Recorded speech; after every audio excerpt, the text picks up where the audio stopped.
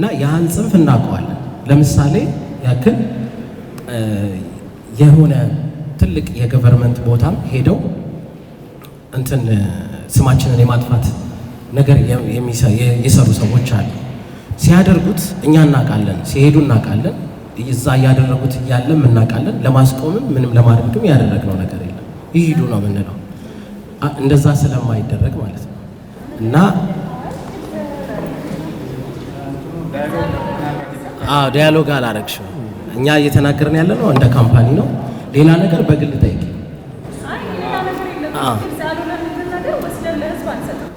እኮ። ይሄ እኮ ግልጽ ነው፣ በቂ ነው። ምሳሌ እየነገርኩሽ ነው። የተፈጠረ ነገር አምጥቼ እየነገርኩሽ መሀል ላይ ለምን እያልሽ ነው? ለምንም ይሁን እኛ አናውቅም። አሁንም ተነስቶ ማድረግ ይችላል ሰው። እኛ ምንም ያገባን ነገር የለም። አንፈልግም ማስቆም ማስቆም አንፈልግም። ይሄንን ማድረግ ስለማንፈልግ አናደርግም። ማንንም አናስቆምም። ሌሎች ደግሞ በሚዲያ ውስጥም ያሉ ከዛ ውጪም ደግሞ ያሉ ኢንተረስት ፈላጊዎች አሉ። ላይክ ፊት ለፊት እኔ የተጠየቅኳቸው ነገሮች አሉ። የድርጅታችን ማናጀር 10 ጊዜ ከበር ጀምረን እዚህ እስክንደርስ ድረስ ያለውን ነገር የደበቀውን ነገር ግልጽ አድርገህ ተናገር እያለችኝ እዚህ ደርሰናል። እና ብዙም እንትን ለማለት አልፈለኩም ነበረ። ግን ከእናንተ ደግሞ ጥያቄው ከመጣ ግልጽ ለማድረግ ያህል ነው። ኢንተረስት ፈላጊዎች ይመጣል። ለምሳሌ አንተ የጠየቅከው ጥያቄ አለ። አንድ ሰው መጥቶ የሆነ ጥያቄ ይጠይቅና ከዛ ደግሞ ከሚዲያ አካል ደግሞ እኛን መጠየቅ ይፈልጋል። ከዛ ሌላ ጋር ይሄዳሉ። ከዛ ሌላ ጋር እንደዚህ አይነት ነገሮች የኛ ትክክለኛ የኛ የሆኑ ሰዎች ይጠይቃሉ። ዘግይቷል። አዎ ዘግይቷል። እኛ ለነሱ ደክመናል።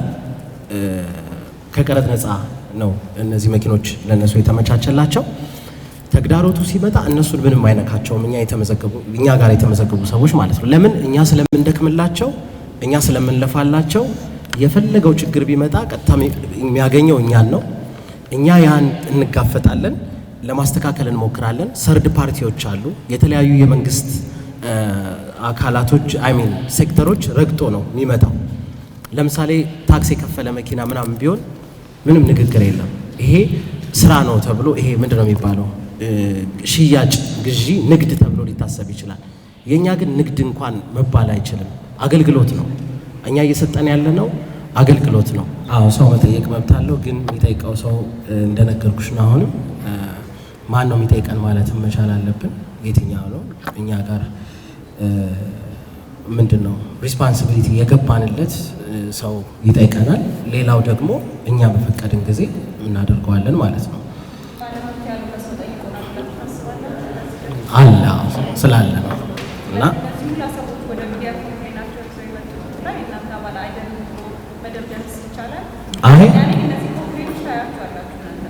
እኮ እናየዋለን። ስለምናየው ለምሳሌ መስጠት ያክል ይሄ ስፔሻሊ ሄሎ ታክሲ እንትን ግልጽነት ይጎሏል፣ ግልጽ አይደለም ምናምን የሚባለው ነገር ከጀርባ ብዙ ነገሮች ስላሉ ነው። ያንንም ለመናገር ጊዜ ስለሚያስፈልገው ነው። አሁን ጀምረነዋል። ይሄ የመጀመሪያው ጊዜ ነው። ከዚህ በኋላ ደግሞ ራሳችን ግልጽ እያደረግን የምንሄድባቸው መንገዶች ይኖራሉ። በዚህ ለመጀመሪያ ይበቃል ብዬ የማስበው ግልጽ ለማድረግ ያህል ኢንተረስት ፈላጊዎች አሉ። ከኢትዮጵያውያን የተወለዱ ኢትዮጵያዊ የሆነውን ሌላውን ሰው ወደ ኋላ ለመጎተት የሚፈልጉ ኢትዮጵያዊ የሆነውን ድርጅት ማስተጓጎል የሚፈልጉ ኢትዮጵያዊ ሆኖ በዚህ አስተሳሰብ ለግል ኢንተረስት ለግል ጥቅም የሚሯሯጡ አሉ። በገንዘብም በምንም የማይገኝ እድል ነው። በኋላ ላይም ማግኘቱ በጣም የሚከብድ እድል ነው። ስለዚህ ይሄን እድል ተጠቅመው ከኛ ጋር በተለይ በመጀመሪያ ጥሪ እኛ ጋር የመጡ ሰዎች መኪና ለማግኘት ሳይሆን ሴክተሩን ለመቀላቀል የመጡ አሉ እና ሴክተሩ ላይ ለመስራት የሚያስችለው አንዱ እንደ ዕቃ ነው የምናየው። እኛ መኪናውን እንደ መኪና እንደ ንብረት እንደ እንትን አይደለም።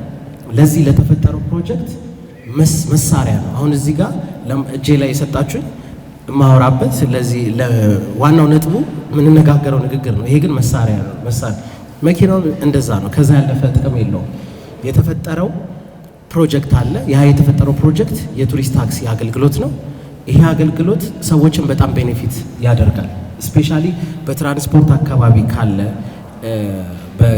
በሀገር ውስጥ ባለ ትራንስፖርት ማለት ነው። ይሄ መርከብ እና ፕሌንን ሳይጨምር ያሉ ትራንስፖርት ላይ ይሄ በጣም የተሻለ ገቢ ያስገኛል። የሆነ ነገር ሲመጣ በዛ ነገር ላይ ኢንተረስት መያዝ ወይ ደግሞ የምቀኝነት ሀሳብ በመያዝ የሚያደርጉ አካሄዶች አሉ፣ የሚሄዱ አካሄዶች አሉ እና ያን ጽንፍ እናውቀዋለን። ለምሳሌ ያክል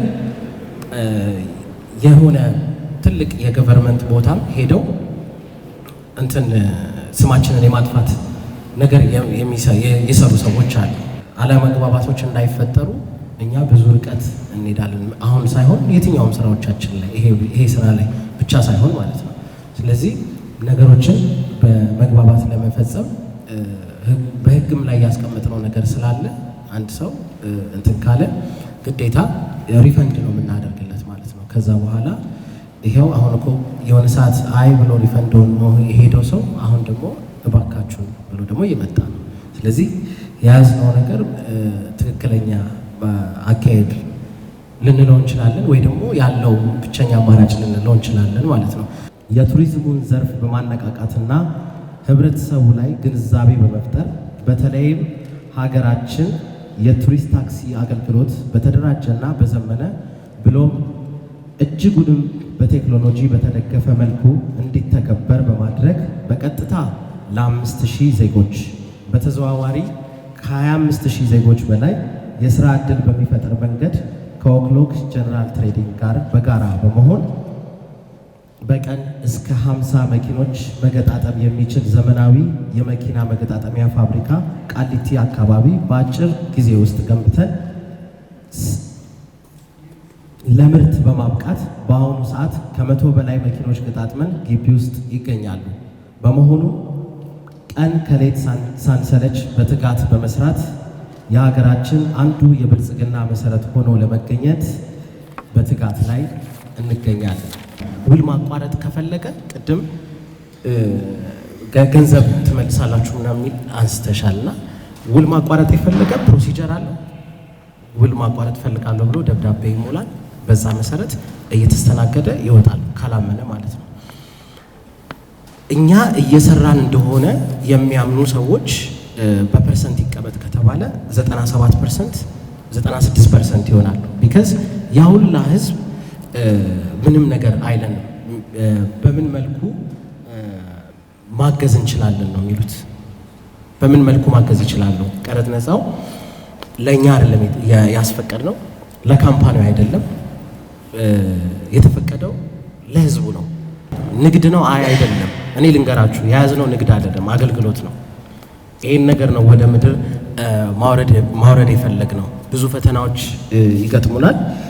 እንግዲህ እንወጣቸዋለን። ማንወጣው ፈተና እንደሌለ ላረጋግጥላችሁ እወዳለሁ። ፈተናው ሊበዛ ይችላል፣ እንትን ሊሆን ይችላል፣ ሊያደክም ይችላል፣ የፈለገ ነገር ሊሆን ይችላል። ግን ማንወጣው ነገር የለም። በፈተናው በመጣ ቁጥር እኛን እየሳለ ነው የሄደው።